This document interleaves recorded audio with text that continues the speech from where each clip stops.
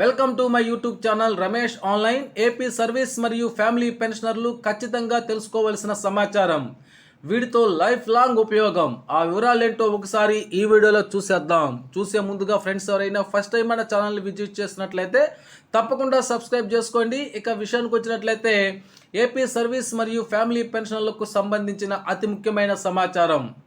ఉద్యోగి సర్వీసులో ఉంటూ కానీ లేదా పదవి విరమణ చేసి పెన్షన్ పొందుతూ కానీ మరణించినచో ఆ ఉద్యోగి లేదా పెన్షనర్ కుటుంబానికి రివైజ్డ్ పెన్షన్ రూల్స్ 90/80 రూల్ 50 ప్రకారము ఆ కుటుంబ జీవనాధారం నిమిత్తం కుటుంబ పెన్షన్ లేదా ఫ్యామిలీ పెన్షన్ చెల్లిస్తారు.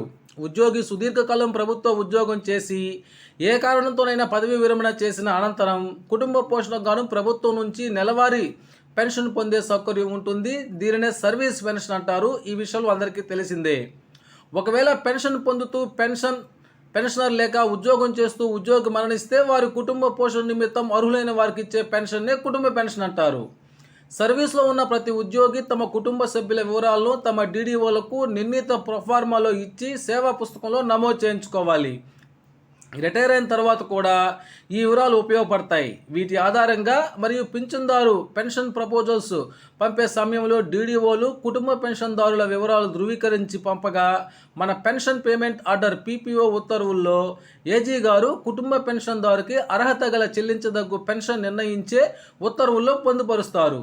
ఒకవేళ ఫ్యామిలీ పెన్షన్కు అర్హత గల కుటుంబ సభ్యుల వివరాలను పెన్షన్ ప్రతిపాదనలో పంపకపోయినా లేక రిటైర్ అయిన అనంతరము పిల్లలు శారీరక మానసిక వైకల్యాలకు గురైన రిటైర్ అయ్యి చట్టబద్ధంగా వివాహం చేసుకొని పిల్లలు కలిగిన అట్టి వివరాలను ఇక్కడ స్క్రీన్ మీద చూపిస్తున్నటువంటి ఈ పెన్షన్ రూల్స్ ప్రకారము 1964 అనుసరించి ఫామ్ ఎఫ్లో పొందుపరిచి సంబంధిత ఎస్టీఓ గారికి అందించి పీపీఓలో నమోదు చేసుకునే అవకాశం ఉంటుంది.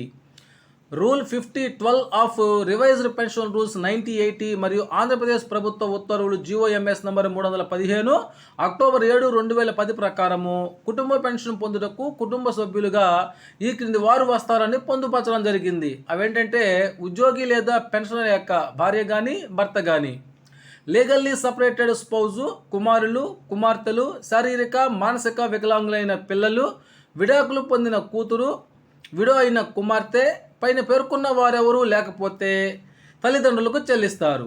అయితే కుటుంబ పెన్షన్ను ఎంత చెల్లిస్తారు అనే విషయాన్ని కనుక మనం చూసినట్లయితే ఉద్యోగి సర్వీస్లో ఉండి మరణిస్తే కుటుంబ పెన్షన్ మొదటి 7 సంవత్సరాల వరకు లేదా ఆ ఉద్యోగికి 65 సంవత్సరాలు నిండే వరకు ఏది ముందైతే అది అంతవరకు చివరి నెల జీతంలో 50% పెన్షన్గా చెల్లిస్తారు. ఆ తదుపరి చివరి నెల జీతంలో 30% పెన్షన్గా చెల్లిస్తారు.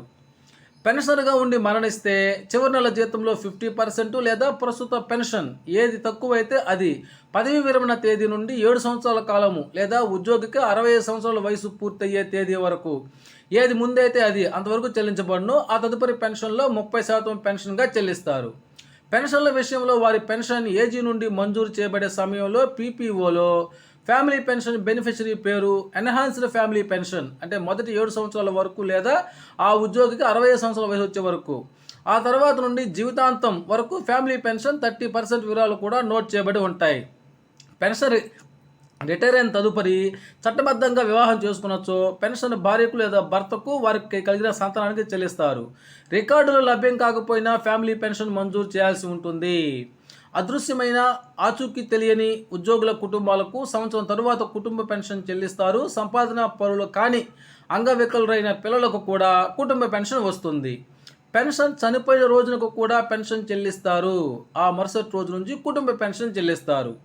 కుటుంబ పెన్షన్పై డిఆర్ఎస్ రిలీఫ్ డిఆర్ కూడా చెల్లిస్తారు. కుటుంబ పెన్షన్దారులకు క్వాంటమ్ ఆఫ్ పెన్షన్ పొందే అవకాశం కూడా ఉంది.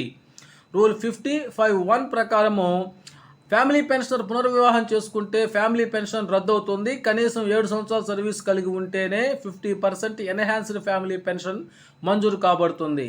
7 సంవత్సరాల లోపు సర్వీస్ కలిగిన వారికి 30% నార్మల్ ఫ్యామిలీ పెన్షన్ మాత్రమే చెల్లిస్తారు. రూల్ 56A(1) ప్రకారము వితంతువులు ఉంటే వారికి ఫ్యామిలీ పెన్షన్ చెల్లించాల్సి వస్తే వితంతువులందరికీ సమాన వాటాలు చెల్లిస్తారు. రూల్ 56B ప్రకారము ఫ్యామిలీ పెన్షన్గా ఉన్న మొదటి భార్య చనిపోతే వారి పిల్లలకు రెండవ భార్యతో పాటు కుటుంబ పెన్షన్కు అర్హులు. ఇక్కడ స్క్రీన్ మీద చూపిస్తున్నటువంటి ఈ రూల్స్ ప్రకారము సెప్టెంబర్ 15, 1993 ప్రకారము రిటైర్ అయిన ప్రభుత్వ ఉద్యోగి చట్ట ప్రకారం పెళ్లి చేసుకుంటే ఆ మహిళ కూడా ఫ్యామిలీ పెన్షన్కు అర్హురాలే. ఇక సెప్టెంబర్ 4, 2012 ప్రకారము ఒక వ్యక్తి 2 ఫ్యామిలీ పెన్షన్లు పొందేటువంటి సందర్భంలో ఆ రెండింటి మొత్తం 27,830 రూపాయలకే పరిమితం చేయబడి ఉంటుంది.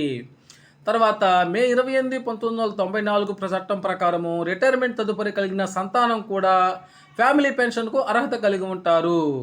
ఇక ఆగస్టు 20, 1991 చట్టం ప్రకారము మొదటి భార్య బ్రతికి ఉండగా ప్రభుత్వ అనుమతి లేకుండా మరో పెళ్లి చేసుకుంటే రెండవ భార్య కుటుంబ పెన్షన్కు అర్హురాలు కాదు.